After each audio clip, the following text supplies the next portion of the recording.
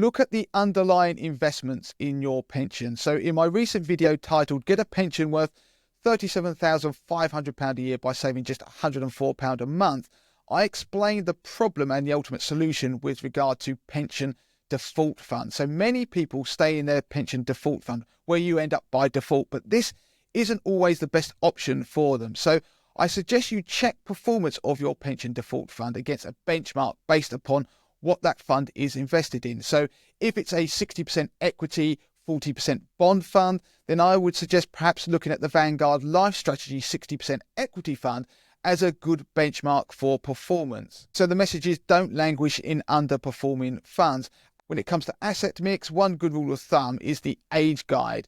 And that works by taking your age away from 100. So if you're 40, that leaves 60. And that is the approximate equity exposure that somebody who had a balanced approach to risk might take in their investments and pensions. Of course, you will adjust that for your attitude to risk. And as you near retirement, you might tweak the amount you have exposed to equities and bonds. You might actually want something that's a little bit safer. But if you are comfortable with taking on more investment risk, then the next tip is perhaps to increase your risk level if you've got a long time till retirement. Say you might not be retiring for 20 years, in pursuit of higher returns, because you have much more time for your portfolio to recover if there is a market correction.